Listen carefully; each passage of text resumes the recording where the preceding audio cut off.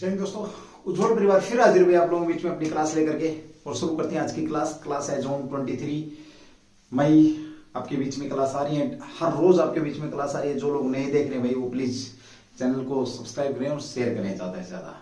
आप ये नहीं सोचना कि हम इसका बेनिफिट उठा लें, सबको फायदा होना चाहिए भाई। शुरू करते हैं आज की क्लास का पहला ही क्वेश्चन भाई आपका जो कि चर्चा में है। किस राज्य ने, क्वेश्चन नंबर 1 है आपका भाई, किस राज्य ने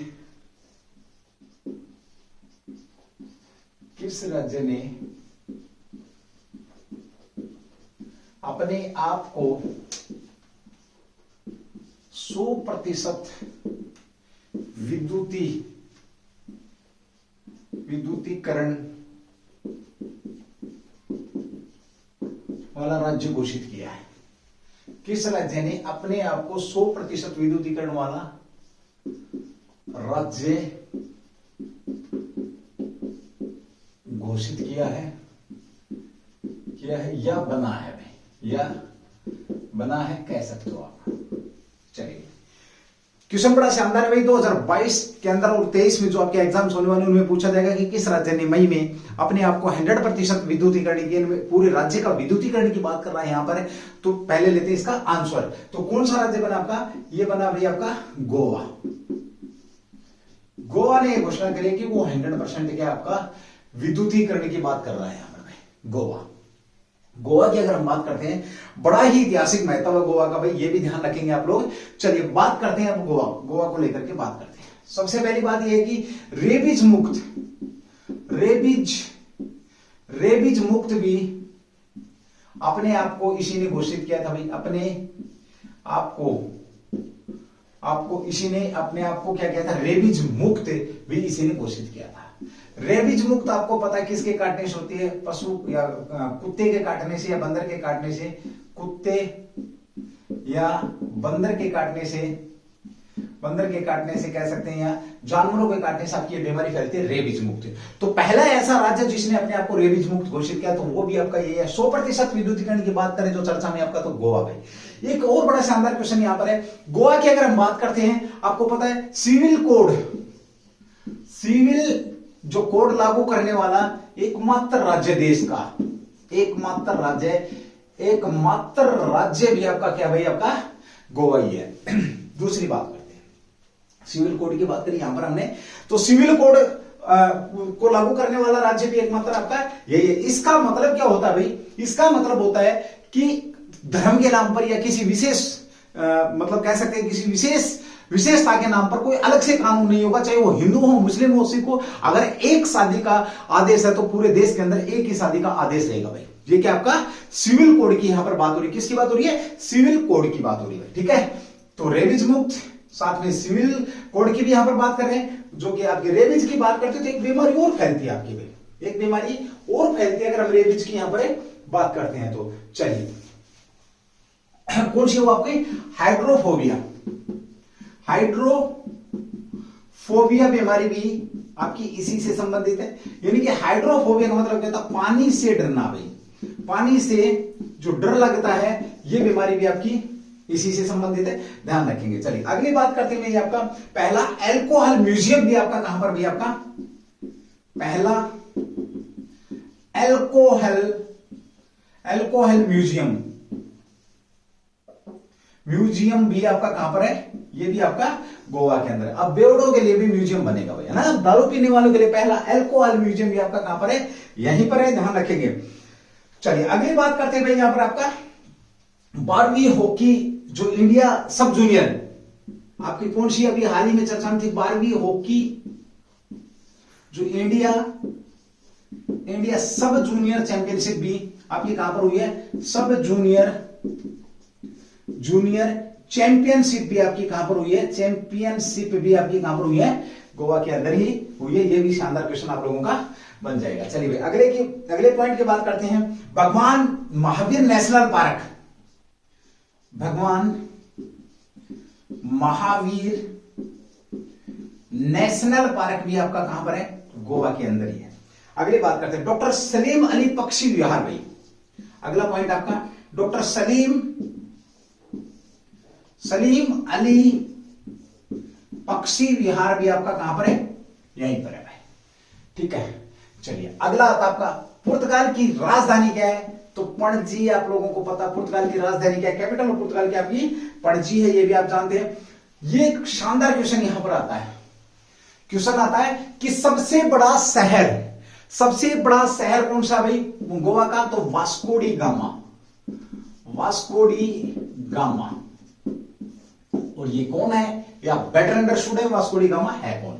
चलिए अगली बात करते हैं यहां पर, इसका गठन कब किया गया था? तो गठन था इसका 30 मई आने वाला भाई 1987 में, कह सकते हो इसका गठन किया गया। किसका? गोवा के गठन की यहां पर बात हो रही है भाई, ठीक है।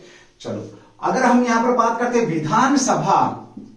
विधानसभा की अगर बात करें तो 40 सीटें हैं, लोकसभा की अगर बात करें तो 2 सीटें हैं, राज्यसभा की सीट की बात करें तो कितनी है? 1।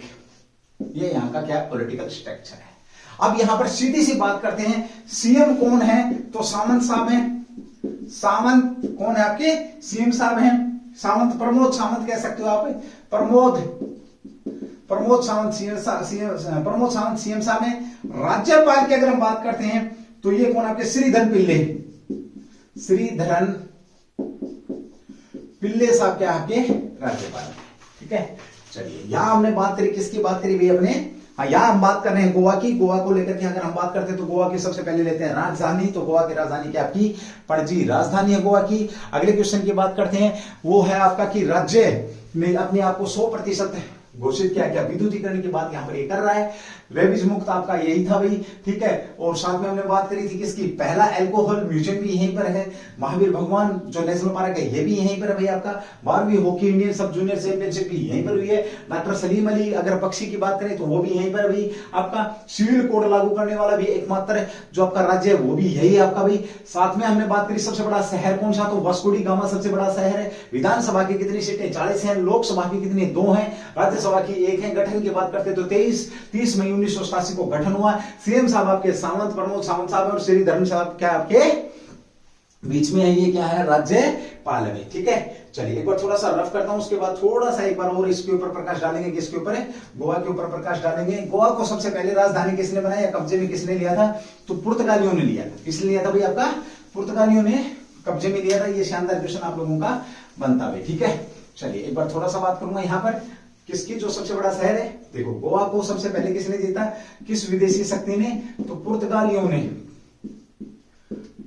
ने जीता, ठीक है भाई। गोवा को कब जीता? तो 1510 के अंदर गोवा को कह सकते हो अब जीता।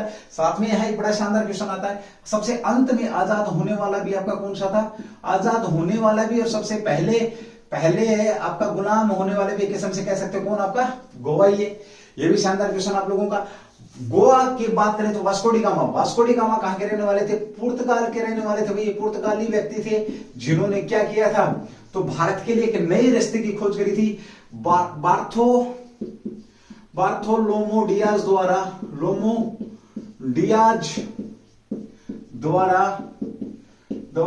खोजे गए उत्तर मासा जो अंतरीप है आपका, अंतरीप द्वीप का चक्कर काटते हुए कहां पर पहुंचे आपके? ये कालिकट बंदरगाह पर पहुंचे, यानी कि एक नए मार्ग से। और बार्थोलोमो डियाज ने किसकी खोज करी थी? तो जैसे मैंने आपको बोला उत्तर महासागरीय द्वीप, या जिसे किस नाम से जाना जाता है? कैप ऑफ गुड हाफ के नाम से भी इसको जाना जाता है। ये भी शानदार क्वेश्चन है। तो वास्को डी गामा के नाम पर, उनके नाम पर सबसे बड़ा शहर भी आपका कहां पर है? गोवा के अंदर बसाया गया, ध्यान रखेंगे। चलिए भाई शानदार क्वेश्चन था। किस राज्य ने अपने आप को 100% विद्युतीकरण की यहां पर बात कर रहा? तो पुर्तगाल ने अपने आप को 100% विद्युतीकरण की बात को यहां पर स्वीकार किया है कि मैं 100% विद्युतीकरण कर चुका हूं भाई, ठीक है। चलिए अगले क्वेश्चन की बात करते हैं जो कि आपका चर्चा का विषय बना हुआ। देखिए शानदार क्वेश्चन है भाई आपका, क्वेश्चन नंबर 2 भी आपका चर्चा में।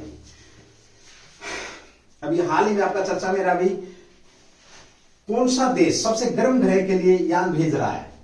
क्वेश्चन नंबर 2 है, कौन सा देश सबसे गर्म ग्रह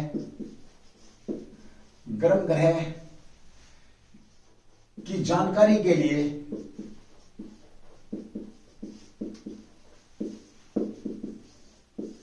के लिए अपना यान भेजने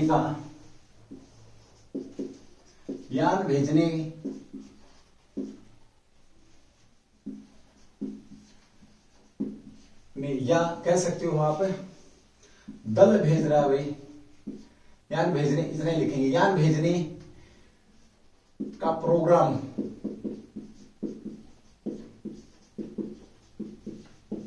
बना रहा है, जो कि आपका चर्चा में।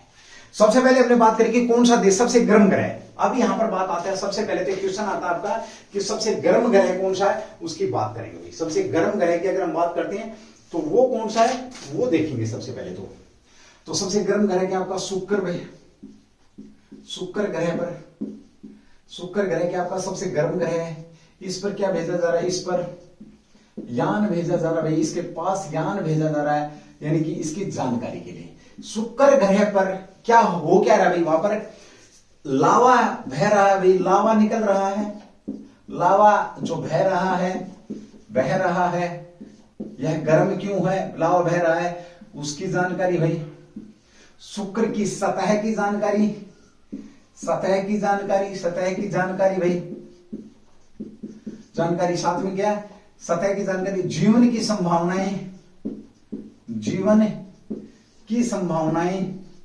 संभावना शुक्र ग्रह पर जो गैस हैं, गैसों की जानकारी भाई, इन सब के लिए क्या भेज रहा है, एक देश यान भेज रहा है। और वो देश कौन सा भाई आपका, तो भारत है।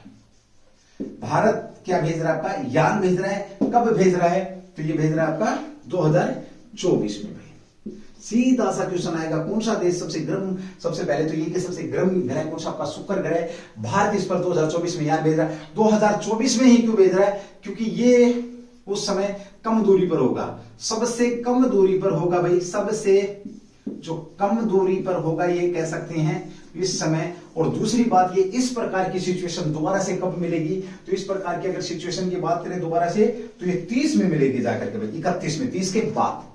अगली बार ऐसा कब होगा, तो 2031 में, यानी कि अब चुके तो फिर 2031 में ही यान भेजा जाएगा। किस किस लिए भेजा है, लावा जो बह रहा है वो किस प्रकार से बह रहा है, ये सारी की सारी चीजें यहां पर आपको मालूम होना चाहिए, ठीक है।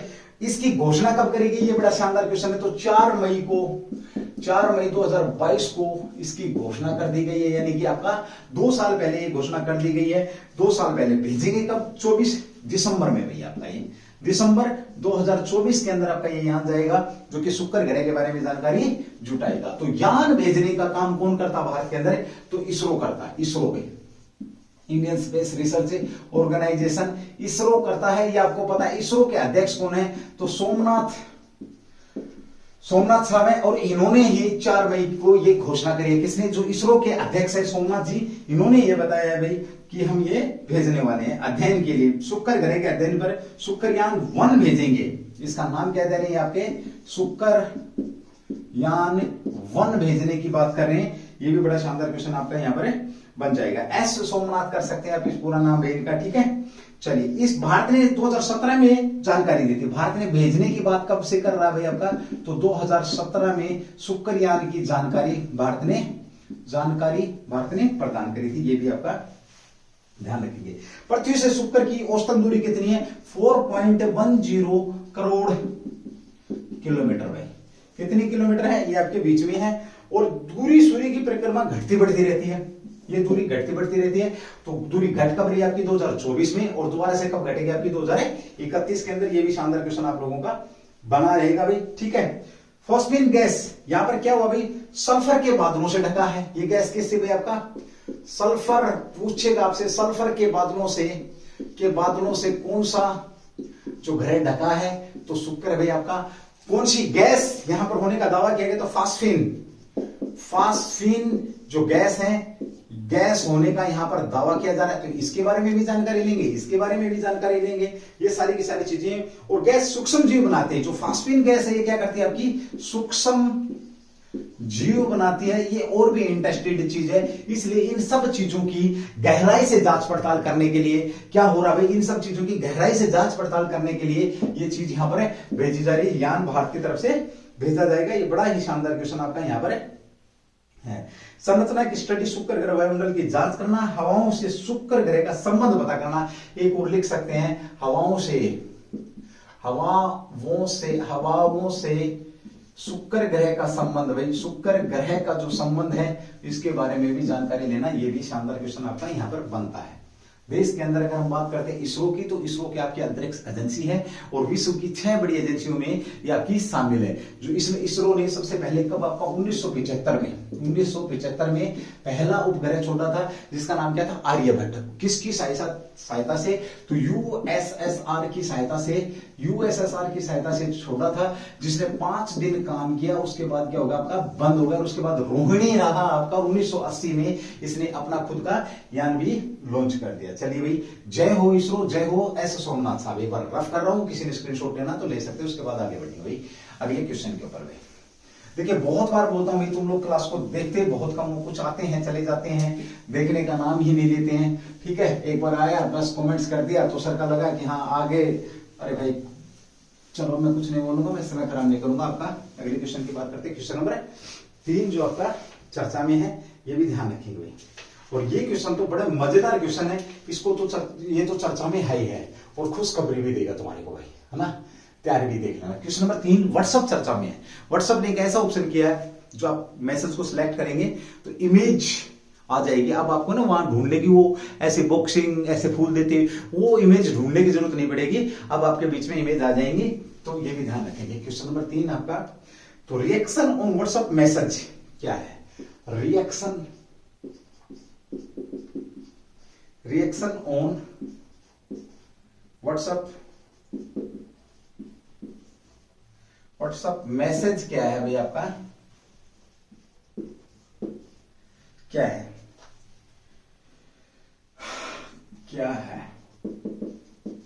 जो चर्चा में है। रिएक्शन ऑन व्हाट्सएप मैसेज चर्चा में ये क्या है, तो व्हाट्सएप के नए रिएक्शन फीचर आए हैं भाई आपका चर्चा में। क्या आपका देखिए, व्हाट्सएप के क्या है, नए फीचर आए हैं भाई जो चर्चा में।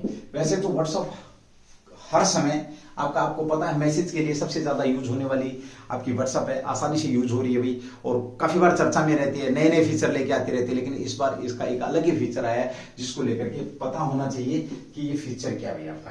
तो है क्या भाई, रिएक्शन की मदद से, देखिए इस reaction on WhatsApp, in reaction की मदद से यूजर चैट करते समय आसानी से, इसका उद्देश्य क्या है, इसकी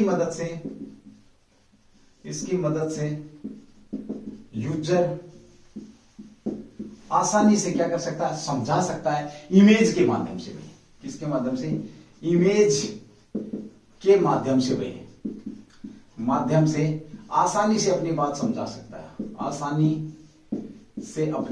सकता है, यानी कि अब आप उसको दबाएंगे तो इमेज आ जाएंगी उससे संबंधित भाई।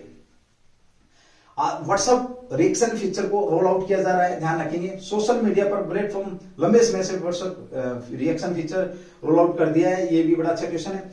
अब देखो 6 इमेज को रोल आउट किया गया है, फिलहाल 6 इमेज, कितनी इमेजों को, 6 इमोजी को क्या किया गया है, रोल आउट किया गया है भाई, यानी कि 6 प्रकार की फिलहाल यहां पर इमेज दे दी गई हैं। 6 प्रकार के जो आपके मैसेज हैं उनको उनके लिए जो रिएक्शंस के इमेजें हैं वो यहां पर दे दी गई हैं। देखिए कौन कौन सी भाई, इसमें थम्स अप है, दिल है, थम्स अप। अब आपको ना ऐसे करने के लिए जाना नहीं पड़ेगा वहां पे, ठीक है, आप मैसेज को दबाएं हो जाएगा। उसके बाद है दिल, ये बहुत ज्यादा जरूरी है ना भाई, ठीक है, सबसे पहले बंदा सबसे, और इसके बंद होते ही सब कुछ खत्म। हंसने का भाई, मुस्कुराने का, ठीक है, दुखी और थैंक्स, दुखी होने का और थैंक्स। देखो थम्स अप हो गया नंबर 1, नंबर 2 दिल, नंबर 3 हंसने का, नंबर 4 दुखी, नंबर 5 आपका थैंक्स है, थैंक्स याद है इसके अंदर क्या शामिल है। और आने वाले वक्त में बहुत सारे इमोजी लॉन्च किए जाएंगे आने वाले वक्त में, फिलहाल आपके 5-6 ही हैं आने वाले वक्त में। और एक सरप्राइज भी, हाँ छठा कौन सा रहेगा आपका, सरप्राइज कह सकते हो आप, कौन सा रहेगा आपका, एक सरप्राइज रह गया, सरप्राइज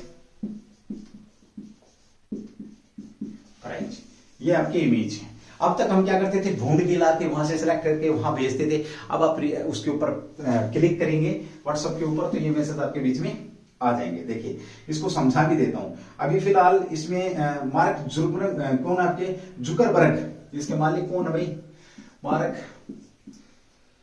जुकरबर्ग ने क्या कहा है ये देखेंगे। देखो कि आने वाले वक्त में और भी बहुत सारी चीजें इस्तेमाल होंगी। नंबर एक, चैट ओपन करेंगे आप। देखिए देखो चैट ओपन करिए आपने भाई, चैट ओपन कर रहे हैं आप। साथ में क्या है, मैसेज को प्रेस करें, होल्ड करें, प्रेस प्लस आपका होल्ड करें। तीसरे पे क्या है आपका, जो इसके बाद 6 के 6 इमोज आपके बीच में आ जाएंगे और जो आपने भेजना उसको सिलेक्ट करके भेज देना है। ठीक है, तो व्हाट्सएप भी आपका चर्चा में है। चर्चा में क्यों है कि अब आप इमेज के माध्यम से, अब टाइप करने की भी जरूरत नहीं, बोलने की भी जरूरत नहीं है। उसको क्लिक करें, क्लिक करते उससे संबंधित आपके बीच में इमेज आ जाएंगी। ये भी शानदार क्वेश्चन आपका बीच में बनता है। व्हाट्सएप का तो जमाना ही है। चलिए ठीक है, इसके ऊपर रिएक्शन करता हूं, इतना ज्यादा इंपोर्टेंट नहीं है, बट फिर भी पूछ लेगा कि स्टार्टिंग में व्हाट्सएप ने कितने इमोजी लॉन्च किए थे, तो 6 इमोजी लॉन्च किए थे, जिसके 6 के 6 मैंने आपके बीच में नाम बता दिए। और ये अपनी भावनाओं को समझाने के लिए, एक प्रकार से कह सकते हैं अपनी भावनाओं को समझाने के लिए आपके ये मैसेज यहाँ पर किए गए हैं, जो कि आपका चर्चा में थे। ठीक है, चलिए अगले क्वेश्चन की बात करते हैं। उससे पहले हम एक और क्वेश्चन करेंगे जो बड़ा ही शानदार क्वेश्चन आपका भी। चलिए अभी हाल ही में आपका एंथनी अल्बनीज चर्चा में है आपकी। कौन है भाई, क्वेश्चन नंबर 4, एंथनी अल्बनीज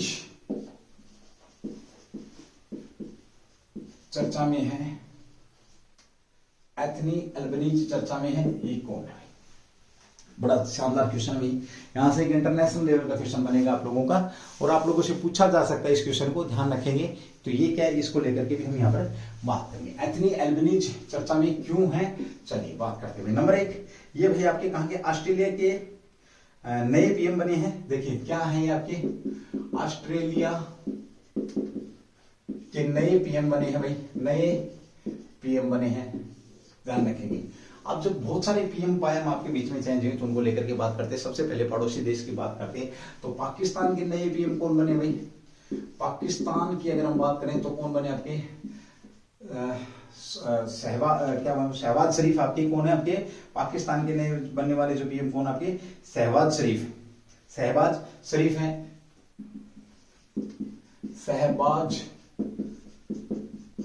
हैं।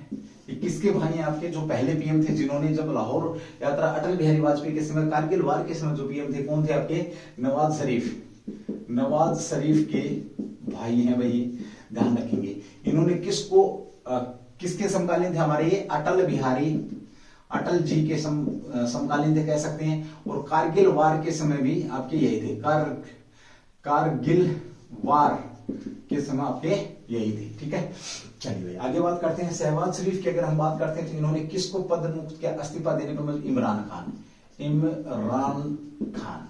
तो अब जरूरी बात है, इमरान खान कौन से नंबर के प्रधानमंत्री थे, तो 22वें नंबर के प्रधानमंत्री थे। तो फिर ये कौन से नंबर के हो गए आपके, 23वें नंबर के प्रधानमंत्री हो गए आपके। तो 23वें नंबर के प्रधानमंत्री कौन, शहबाज शरीफ हैं। इसी के साथ एक और पड़ोसी देश हमारा श्रीलंका में क्या हो रहा है, रोटियों के लाले पड़ रहे हैं। तो श्रीलंका में भी एक आपके प्रधानमंत्री हैं। कौन है श्रीलंका में प्रधानमंत्री आपके, फिलहाल कौन है, रानिल विक्रमसिंघे है, रानिल साहब हैं। ठीक है, इन्होंने, इनसे पहले कौन थे, तो महिंदा राजपक्षे थे भाई आपके, राजपक्षे। और इनके भाई गोटाबाया राजपक्षे क्या थे, वहां के राष्ट्रपति थे। तो वर्तमान में आपके ये पीएम है भाई। ठीक है, वर्तमान में कौन आपके, ये पीएम। इसी के साथ एक पहली महिला पीएम बनी थी हैंगरी की भाई, हैंगरी की पहली जो महिला पीएम थी वो कौन थी, पहली महिला पीएम बनी है, ये कौन है। ये भी बड़ा शानदार क्वेश्चन आपका यहाँ पर बनता थी। हैंगरी की जो पहली महिला पीएम थी वो कौन थी, ये बड़ा शानदार क्वेश्चन आपका करवाया हुआ है, बट फिर भी थोड़ा सा एक बार ध्यान रखेंगे। कैटलिन नोवाक है भाई आपकी, कौन है आपकी, कैटलिन नोवाक क्या है आपकी, ये हैंगरी की पीएम बनी है। ठीक है, चलिए पहली महिला पीएम है हैंगरी की, इसलिए इंपोर्टेंट है। ऑस्ट्रेलिया हैंगरी ने विश्व युद्ध के अंदर बहुत बड़ा अहम रोल निभाया था, ध्यान रखेंगे। चलिए अगले क्वेश्चन की बात करते हैं आपके भाई, चिली के राष्ट्रपति कौन बने, ग्रेबियल बोरिक फोंट। एक चिली के राष्ट्रपति भी बने हाल ही में, Gabriel boric Gabriel boric font है आपके, ये भी चिली के राष्ट्रपति बने। कहां के बने आपके? चिली के राष्ट्रपति में। कौन बने चिली के राष्ट्रपति? ये आपके बीच में। ठीक है भाई, चलिए उसके बाद आपकी हंगरी के ही कह सकते हैं आप। हंगरी के पीएम कौन बने हैं? राष्ट्रपति की तो हमने बात करी, यहाँ पर महिला राष्ट्रपति की बात हो रही थी, कैटरीना भाई आपकी महिला राष्ट्रपति। तो यहाँ के पीएम भी, हंगरी के पीएम की अगर हम बात करते हैं तो पीएम बने आपके विक्टरी ओरबान भाई। विक्टरी, दोनों को ध्यान रखेंगे भाई। ओरबान बने हैं आपके, याद रखेंगे। और चौथी बार बने, इसलिए और भी ज्यादा इंपॉर्टेंट है ये, कौन सी बार बने? फोर्थ बार पीएम बने हैं हंगरी के विक्टरी ओरबान। और अच्छे से लिख देता हूं भाई, ठीक है, क्यों राइटिंग का तो इशू रहता ही है। ओरबान भाई, विक्टरी ओरबान, क्लियर भाई। ये आपके फोर्थ नंबर के, चौथी बार आपके पीएम बने हैं। चलिए और एक दो लिख लेते हैं। माल्टा के पीएम रॉबर्ट अबेला भाई। माल्टा के पीएम कौन बने हैं? ये बने हैं आपके अबेला, रॉबर्ट अबेला भाई। क्या लिख सकते हैं आप? रॉबर्ट अबेला माल्टा के पीएम बने हैं। ये भी शानदार क्वेश्चन। ये वो वाली माल्टा नहीं है जो तुम समझ रही हो ना, हरियाणा वाले तो माल्टा बोलते ही समझ जाएंगे कि माल्टा कौन सी है। ठीक है, ये वो माल्टा नहीं है जो तुम समझ रहे हो भाई। क्लास को देखो, लाइक कर दिया करो, शेयर कर दिया करो, और जो लोग आते हैं वो अंत तक बने रहो भाई, पता लगेगा कि क्या कुछ इस क्लास के अंदर है भाई। चलिए अगले क्वेश्चन की बात करते हैं। एक बार मैं रफ करता हूँ इसको, और साथ में कमेंट्स जरूर करा करो भाई। जो अच्छा लगता है, खराब लगता है तो उसमें भी बदलाव करेंगे अगर आप बताएंगे तो। आप बताएंगे नहीं तो फिर मैं इसी तरीके से चलता रहूंगा, तो ये भी आपके लिए भी ठीक नहीं है, मेरे लिए भी ठीक नहीं है। कुछ बदलाव चाहते हैं क्लास के अंदर तो वो भी किया जाएगा, ये भी आप लोग ध्यान रखेंगे। चलिए अगले क्वेश्चन की बात करते हैं। क्वेश्चन नंबर आपका 5 है।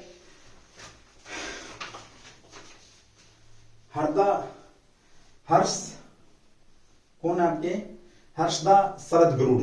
क्वेश्चन नंबर 5 भाई आपका। हर्षदा शरद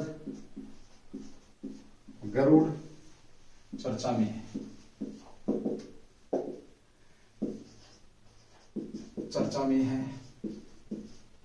ये कौन है भाई? हर्षदा शरद गरुड़ चर्चा में है, ये है कौन? तो आपको बता देता हूं। सबसे पहले तो ये क्या भाई आपके खिलाड़ी है। हर्षदा की अगर हम बात करते हैं तो कौन आपके भाई? हर्षदा गरुड़ साहब क्या है आपके खिलाड़ी हैं। क्या खेलते हैं भाई? ये वेट लिफ्टर है भाई, वेट लिफ्टर है। क्या आपके भैया आपके वेट लिफ्टर है, जिन्होंने अभी हाल ही में वेट लिफ्टर जिन्होंने अभी रिकॉर्ड तोड़ा है। 16 साल की हैं ये वेट लिफ्टर। जूनियर विश्व चैंपियनशिप में इन्होंने क्या किया अभी हाल ही में? जो जूनियर विश्व चैंपियनशिप आपकी, जूनियर विश्व चैंपियन जो शिप है, चैंपियनशिप में क्या किया इन्होंने भाई? गोल्ड जीता है।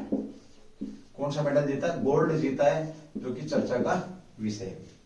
ठीक है, इन्होंने क्या किया अभी? 45 किलोग्राम में, कुल 153 किलोग्राम, 45 केजी में, 45 केजी वेट में इन्होंने कैटेगरी में कितना, कुल टोटल की बात करें तो 153। क्लीन एंड जरिक और नॉर्मल में क्या होता है? दो उसमें होता है 70 केजी आपका, और 83 केजी वेट उठाया भाई।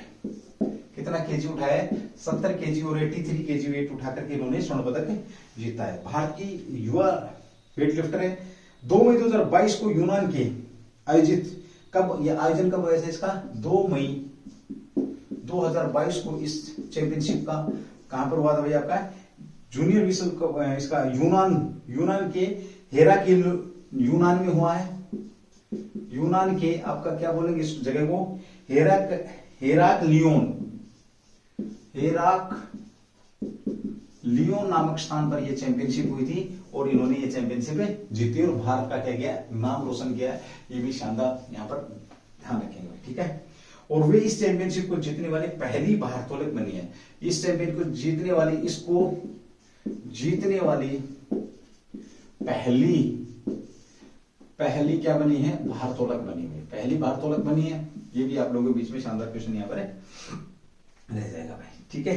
तो मीराबाई चानू का संबंध पूछे तो ये भी भाई आपकी भारोत्तोलक ही है। मीराबाई चानू इन्होंने भी ओलंपिक के अंदर मेडल जीता। कौन सा मेडल जीता ये भी ध्यान रखेंगे भाई। तो बात कर रहे थे हर्षदास शरद गरुड़ की, तो इनका सीधा सा संबंध किससे भाई, हर्षदास जो शरद गरुड़ है तो इनका भी संबंध किससे, आपका वेट लिफ्टिंग से। मेरा भाई चालू का संबंध भी किससे, ये कौन है आपकी भाई, तो ये भी ध्यान रखेंगे वेट लिफ्टर भाई। इन्होंने भी ये चैंपियनशिप जीती थी, कांस्य पदक जीता था। इससे पहले साल विश्व चैंपियनशिप में, जूनियर विश्व चैंपियनशिप में इन्होंने कौन सा 2013 में इन्होंने कांस्य पदक जीता था। गोल्ड इस बार हर्षदा ने जीत ले, ये भी ध्यान रखेंगे। और हर्षदा के आदर्श अगर पूछते हैं तो इनसे बताती कि मेरी आदर्श मेरा भाई चानू ही है, जो कि बिल्कुल गरीब घर से थी और किस प्रकार से इन्होंने अपने बाप का देश का नाम रोशन किया, ये भी आपके बीच में। चलिए भाई बार करते हैं, उसके बाद अगले क्वेश्चन की तरफ बढ़ते हैं। क्वेश्चन नंबर 6 भाई आपका, जो कि आज का चर्चा का विषय है।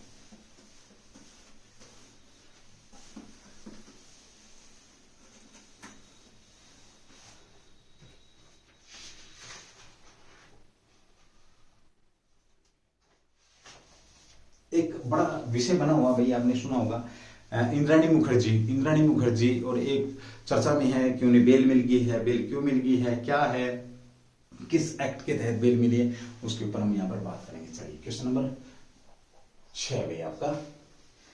तो इंद्राणी मुखर्जी चर्चा में है आपकी, ये कौन है भाई, इंद्राणी मुखर्जी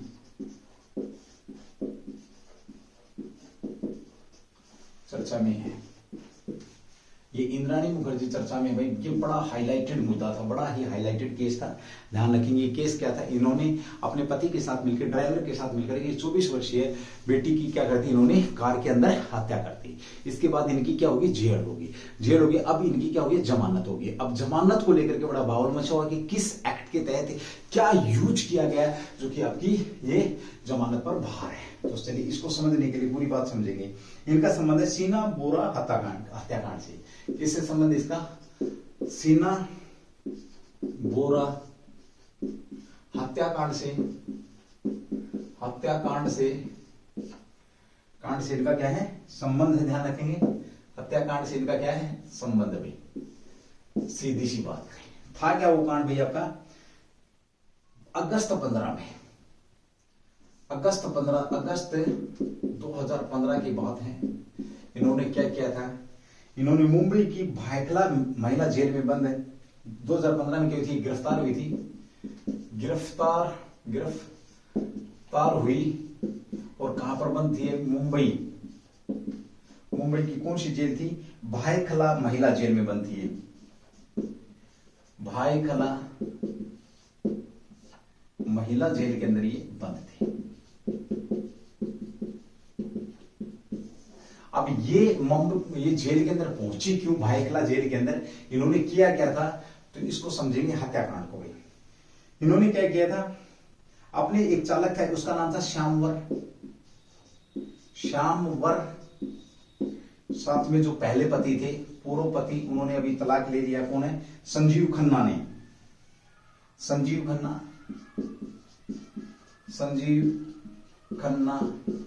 इनने मिलकर के, इनके साथ मिलकर के इस इंद्राणी मैडम ने क्या किया था, अप्रैल 2012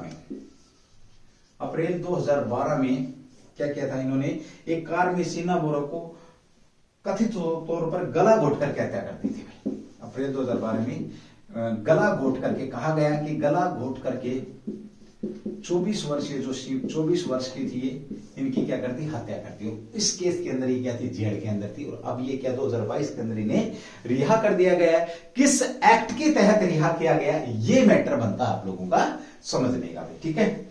ओके, फरवरी 2022 में हाईकोर्ट ने जमानत दे दी थी, ये ध्यान रखेंगे। इनके जो पूर्व पति मीडिया दिग्गज पीटर मुखर्जी को भी गिरफ्तार किया गया था। साथ में कौन थे, इनके पति थे, पति कौन थे इनके भाई, इनके पति थे आपके पीटर जो मुखर्जी साहब थे, इनको भी, ये जो पति थे इनके पीटर मुखर्जी, इनको भी गिरफ्तार किया गया था। इन्होंने क्या किया था, बाद में इस्तीफा दे दिया था। ध्यान रखेंगे, सीना बोरा का शव महाराष्ट्र के रायगढ़ जिले के जंगल में मिला था। रायगढ़ के जंगल में इस जो लड़की थी सीना बोरा, उसका क्या मिला था, कह सकते हो आप, शव मिला था, जिसको लेकर के बाद में छानबीन हुई, इनकी 2015 में इनको कैद कर लिया गया, ठीक है। चलिए भाई, फरवरी 2020 में कह सकते हो आप, फेब 2020 में हाई कोर्ट ने इन्हें जमानत दे दी थी। किसको? इनको अपने इसके पति को, पीटर मुखर्जी को 2022 में हालांकि यहाँ पर इन्होंने तलाक ले लिया था तो पति को तो छोड़ दिया था, पत्नी अंदर थी, पत्नी को अब बाहर कर दिया है। किसके दोनों को बाहर? कोर्ट के द्वारा। अब बात आती किस एक्ट के तहत भाई? भारत के संविधान 18 मई को इनको सबसे पहले तो जमानत कब मिली? 18 मई 2022 को इनको जमानत दी भाई। 18 मई 2022 को जमानत दे दी है। ध्यान रखेंगे, ये भी बड़ा शानदार क्वेश्चन है। सुप्रीम कोर्ट ने इस केस के संविधान के आर्टिकल 142 का हवाला दिया, 142 का हवाला देकर के भाई, किस एक्ट कह सकते हो? अनुच्छेद 142 का हवाला देकर के इसे रिहा कर दिया। ये है क्या आपका? ये है क्या? भारत के संविधान 142 की धारा उपधारा के संबंध में सुप्रीम कोर्ट के आदेश व आदेशों के प्रवर्तन तथा को संबंधी आदेश है इसके अंदर, यानी कि सुप्रीम कोर्ट के फैसलों को लेकर के 142 के अंदर जिक्र किया गया है। तो एक्ट 142 के तहत इसको क्या कर दिया गया? इनको रिहा कर दिया गया, मतलब सॉरी जमानत दे दी गई है। ये ध्यान रखेंगे। हम इसको आसान से शब्दों में इस प्रकार कह सकते हैं कि विशेष शक्ति देता है क्या? आर्टिकल 142 सुप्रीम कोर्ट को एक शक्ति देता है, एक विशेष शक्ति देता है, क्योंकि पूरा एक्सप्लेन नहीं कर सकता भाई मैं, इसको समय नहीं है। विशेष शक्ति देता है। किस प्रकार की शक्ति देता है? कि इसके अनुसार जब तक किसी अन्य कानून लागू नहीं किया जाए तब तक सुप्रीम कोर्ट का ऑर्डर सबसे महत्वपूर्ण होगा। यानी कि जब तक ये सुप्रीम कोर्ट के पास एक पावर आती है, कहां से आती है? 142 एक्ट के पास से। जब तक कोई और कानून उसके ऊपर काम नहीं करता है तब तक सुप्रीम कोर्ट का आदेश क्या होता है? मान्य होता है। सुप्रीम कोर्ट ने 142 के तहत इंदिरा मुखर्जी को क्या दे दी? जमानत दे दी। ये ध्यान रखेंगे। कोर्ट इस तरह के फैसले दे सकता है, लंबित पड़े, जो पहले से लंबे समय से जो केस लंबित पड़े उन केसों पर सुप्रीम कोर्ट अपना फैसला दे सकता है 142 एक्ट के तहत। तो ये 142 जो एक्ट है ये है क्या? इसके ऊपर मैं अलग से आपको 5-7 मिनट की क्लास बना करके जरूर आप लोगों के बीच में डिलीवर करूंगा कि किस प्रकार से ये बाहर निकली है। ठीक है, चलिए अगली बात करते हैं अगले क्वेश्चन की। तो ये यहाँ पर इंद्राणी मुखर्जी की सीधी सी पूछे तो किससे? सीना बोरा केस से। सीना बोरा की अगर हम बात करते हैं तो 12 अप्रैल 2012 में इनकी हत्या कर दी गई थी। 3 लोगों ने मिलकर के हत्या कर दी। इंद्राणी मुखर्जी के पति थे जो आपके पीटर मुखर्जी, वो भी जेल में थे, लेकिन उनको फरवरी 2022 में कह सकते हो जमानत या रिहा कर दिया गया था। हालांकि उन्होंने तलाक ले लिया था। अब 18 मई को इन्हें भी छोड़ दिया गया। कोर्ट ने एक्ट नंबर 142 का सहारा लेते हुए जब कोई केस लंबित होता है तो उसके ऊपर आदेश फाइनल किसके होते हैं? कोर्ट के। तब तक जब तक कि कोई और कानून वहां पर लागू नहीं होता है। चलिए भाई अगले क्वेश्चन की बात करते हैं। क्वेश्चन नंबर 7 आपका जो कि चर्चा में रहा है। क्वेश्चन नंबर 7 की बात करेंगे जो आपका चर्चा में बड़ा ही शानदार क्वेश्चन आपके बीच में आ रहा है। ये भी भाई ध्यान रखेंगे इस क्वेश्चन को भी भाई। चलिए अगली बात करते हैं भाई आपका मंकी पॉक्स आपका चर्चा में रहा है। मंकी पॉक्स क्या रहा आपका? मंकी पॉक्स आपका चर्चा में रहा। तो क्या मंकी पॉक्स वास्तव में कोरोना से भी ज्यादा खतरनाक है? मंकी पॉक्स को लेकर के बात करते हैं। क्वेश्चन नंबर आपका 8 भाई। क्वेश्चन नंबर 8 मंकी पॉक्स भाई आपका क्या है? मंकी पॉक्स चर्चा में है। चर्चा में सबसे पहले तो ये कि मंकी पॉक्स है क्या भाई आपका? चर्चा में क्यों है? काफी दिन से ये आपको मिल रहा होगा क्वेश्चन, काफी दिन से न्यूज़पेपर में भी सब जगह पे ये चीजें आ रही होंगी कि मंकी पॉक्स। आपको सीधी सिंपल सी भाषा में बात करते हैं। देखिए कुछ लोगों का कहना है कि कोरोना से ज्यादा खतरनाक है तो नहीं है भाई। WHO इसको क्या बोलता है? नहीं, ये कोरोना से ज्यादा खतरनाक है नहीं है। हालांकि खतरा है इसमें कुछ विशेष लोगों को, ठीक है, खतरा है कुछ विशेष लोगों को, बट ये कोरोना से ज्यादा खतरनाक नहीं है। ये ध्यान रखेंगे। और यह बीमारी उन सभी देशों में फैल रही है जहां उम्मीद नहीं की जा रही थी। WHO ने मंकी पॉक्स की बात कर रहा है, गाइडलाइन जारी कर दी। बता इजराइल, स्विट्जरलैंड और ऑस्ट्रेलिया में कहां पर फैल चुका आपका ये? इजराइल, स्विट्जरलैंड, साथ में कौन है आपका भाई? ऑस्ट्रेलिया और अमेरिका में भी और ब्रिटेन में भी मंकी पॉक्स के केस मिले थे। किसमें? ब्रिटेन में भी और इसमें भी आपके मंकी पॉक्स के केस मिले थे। ये ध्यान रखेंगे भाई। विश्व से इसको वायरस को तेजी से फैलने में हरकत में आया है। ये आप लोगों के बीच में एक चीज है। खतरनाक मैंने बता दिया आपका। इसका मृत्यु दर जो है वो क्या है? मृत्यु जो दर है ये 1% है। मंकी पॉक्स में मृत्यु दर कितना आपका? 1% है। कोरोना में 6, 7 या 8% से ज्यादा थी भाई। कोरोना में जो मौत थी, कोरोना में मौत का प्रतिशत 6, 7 और 8% तक भी पहुंच चुका था। जिसको कोरोना हो गया 100 में से 8 की टिकटें कट गई भाई, ठीक है। लेकिन मंकी पॉक्स में क्या आपका? ये एक ही प्रकार का है। मंकी पॉक्स संक्रमित हुई शख्स से आइसोलेट कर देना चाहिए, अलग बात है भाई, ठीक है। किसके लिए ज्यादा खतरनाक है तो ये ध्यान रखेंगे, ये भाई गर्भवती महिलाएं, नंबर 1, गर्भवती जो महिलाएं हैं, महिलाओं के लिए खतरनाक है। नंबर 2 भैया आपका ऐसे लोग जो जिनकी रोग प्रतिरोधी जो क्षमता है, उनके लिए भी ये क्या है आपका खतरनाक है, ये ध्यान रखेंगे, बहुत खतरनाक साबित हो सकती है। लक्षण क्या है इसके भी, 5 दिन के भीतर बुखार आएगा, 5 दिन में बुखार भाई, बुखार आता है। दूसरा क्या आता है, सूजन पीठ दर्द, सूजन पीठ दर्द भाई, दर्द है आपका, मांसपेशियों में दर्द और थकान, मांसपेशियों में दर्द व थकान, ये सारी चीजें यहां पर होने वाली है। अब एक चीज देखिए आप, ये तो नॉर्मल सी चीजें, ये तो सबके साथ हो रही होंगी, है ना, मेरे तो हो रही हैं, मेरे भी हो रही, तुम्हारे भी हो रही होंगी, क्योंकि पूरे दिन काम करते तो मांसपेशियां थकेंगे भाई, पूरे दिन पढ़ता हूं, 18 घंटे पढ़ाई करते हैं भाई, 17-18 घंटे पढ़ाई करते हैं। अब तुम्हें बड़ा अजीब लगेगा, सर आपने कौन सी परीक्षा पास करनी है, यही तो बात है, परीक्षा पास करनी होती तो शायद 24 में से 24 घंटे पढ़ता, परीक्षा पास नहीं करनी इसलिए 17-18 घंटे पढ़ रहा हूं। कौन सा स्टूडेंट जो मुझे देख रहा है, मुझे सुन रहा है या सुनेगा आगे, अपने दिल को देख करके देखना कि मैं कितने घंटे पढ़ता हूं भाई, आप खुद कितने घंटे पढ़ते हैं अपने टारगेट के लिए, ये बड़ा ध्यान रखेंगे।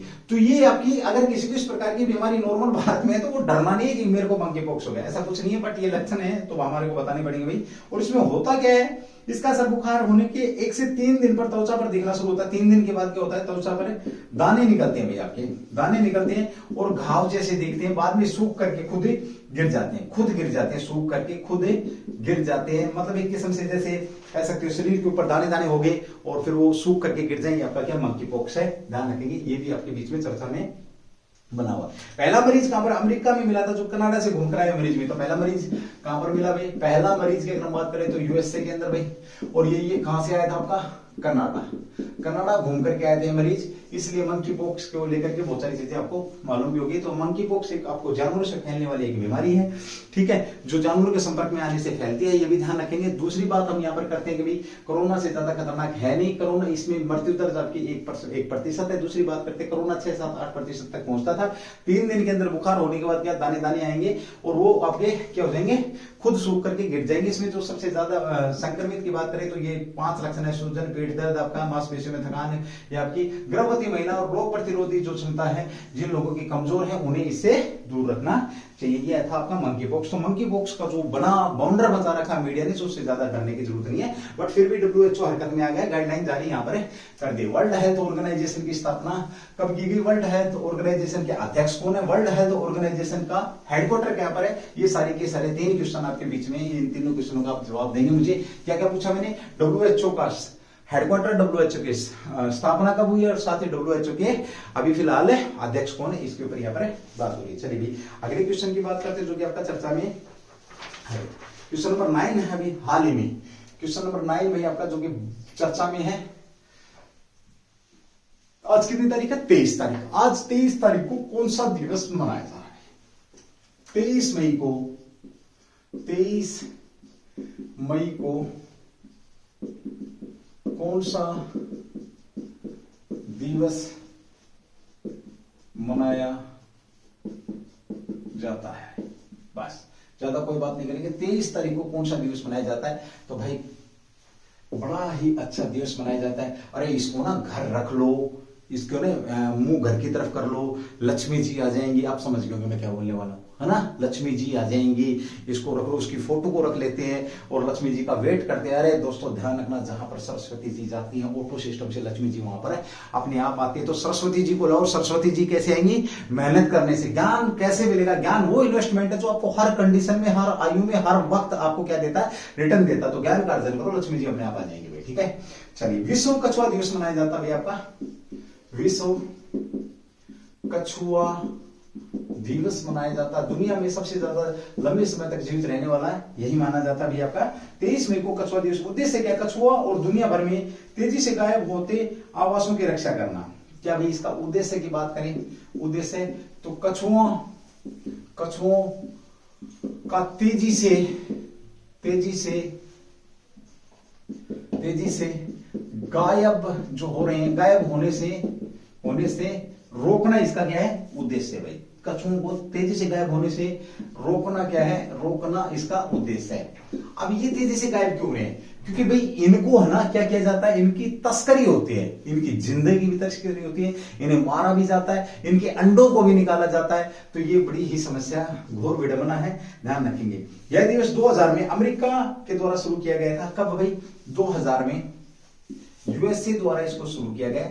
यूएसए द्वारा कब भाई आपका, अमेरिकन किसके द्वारा, टोर्टोसियो रेस्क्यू, अमेरिकन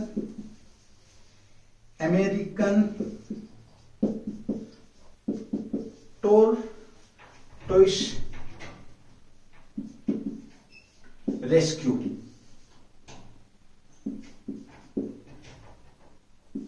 के द्वारा इसको मनाने की बात करी। अमेरिकन TORTOISE रेस्क्यू, तो इसकी बात हम यहां पर कर रहे हैं। ये इसने इसको मनाने की बात यहां पर हुई है। दुनिया में सबसे पुराने शीर सर्पों के बारे में जागरूकता करना ये भी उद्देश्य होता है। शीर सर्प के बारे में जागरूक करना, शीर सर्पों के बारे में जागरूक करना, ये भी इस दिवस का क्या उद्देश्य है। उद्देश्य क्या, शीर सर्पों के बारे में जागरूक करना है। ठीक है, चलिए। भारत में सबसे बड़ा खतरा, भारत में कछुओं का सामने सबसे बड़ा खतरा क्या है, तस्करी का। तस्करी की जो मैंने बात करी, भारत के अंदर सबसे बड़ा, और सबसे ज्यादा कहां पर हो रहा है, अभी जो उभर के आया आपका बंगाल के अंदर सबसे ज्यादा तस्करी हो रही किसकी, कछुओं की, और इन्हें भोजन के रूप में प्रस्तुत किया जाता है, जो आपके विदेशों के अंदर इसको भेजा जाता है। कछुए को या कुर्रम, दूसरा नाम क्या, देखिए ये बड़ा शानदार क्वेश्चन भी आपका। कछुआ दिवस, इसका दूसरा नाम क्या है, कुर्रम के नाम से भी इसको जाना जाता है। क्या है आपका कुर्रम। जगत की बात करें कि कछुआ किस जगत से, तो देखिए जंतु जगत, भाई जंतु जगत की बात करें तो संघ क्या है, संघ की बात करते हैं तो रज्जुकी संघ, भाई आपका रज्जुकी संघ है। और साथ में गण की बात करें तो किस गण से है भाई आपका ये, टेस्टुडनीज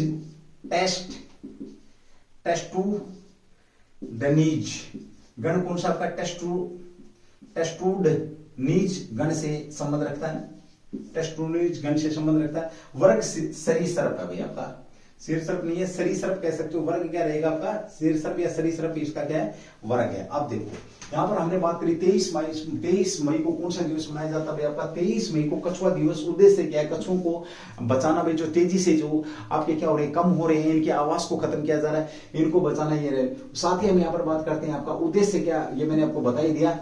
कब 2000 में इसको मनाने की बात, अमेरिकन जो टोर्टोइस रेस्क्यू है इसके द्वारा मनाने की घोषणा करी थी। तो यहां पर हमने बात करा, दूसरा नाम क्या इसका, कुर्रम है। अगर हम बात करते हैं इसके, तो जंतु संघ क्या है इसका भी, जगत की बात करें तो जंतु है, संघ क्या है इसका, तो रज्जुकी क्या है, संघ है। ये संघ पूछे कि कछुआ किस संघ से संबंधित है, तो रज्जुकी। और गण की बात करें तो टेस्टुडनीज किससे, ये आपका गण से संबंध रखता है, ये आपका कछुआ था भाई। ठीक है, ये क्या था आपका कछुआ। कल एक दिवस मनाया गया आपका बायोडाइवर्सिटी, जैव विविधता दिवस। अगले अगर क्वेश्चन की बात करते हैं, क्वेश्चन नंबर 10 बन जाता है आपका भाई, जैव विविधता दिवस कब मनाया गया है, तो आपका ये 22 मई को जीवों के लिए नवाचार करने के लिए आपका क्या मनाया गया, जैव विविधता दिवस भी आपका कब मनाया गया, 22 मई को जैव विविधता दिवस मनाया जाता है। ये शानदार क्वेश्चन आपका यहाँ पर बनता है, ध्यान रखेंगे। दुनिया भर में अंतरराष्ट्रीय जैव विविधता दिवस के डे के रूप में मनाया जाता है। मुद्दे के उद्देश्य क्या है, जैव विविधता के मुद्दों के बारे में समझना और जागरूक हुई। इसके उद्देश्य की बात करें तो जैव विविधता के बारे में समझना ये है। और दूसरा उद्देश्य क्या भाई, अभूतपूर्व नुकसान से लोगों को जागरूक करना। जो जैव विविधता के महत्व, जो नुकसान हो रहा है जैव विविधता को, नुकसान के बारे में जागरूक करना, ये दोनों चीजें यहाँ पर आपकी है भाई। ठीक है, और यह दिन कब से भी आपका मनाया जा रहा है, तो यह दिन 22 मई 1992 को नैरोबी फाइनल एक्ट को अपनाने का स्मरण करता है। एक चीज बस नोट कर लेंगे आप, ये 22 मई 1992 को एक Nairobi final act, Nairobi final जो एक्ट है, इस एक्ट को अपनाने की, ये यहां पर स्मरण की, यहां पर ये बात करता है भाई, समरण की बात करता है। ये भी बायोडाइवर्सिटी थी आपकी 22 जनवरी को, सॉरी 22 मई को आपका बायोडाइवर्सिटी डे मनाया जाता है।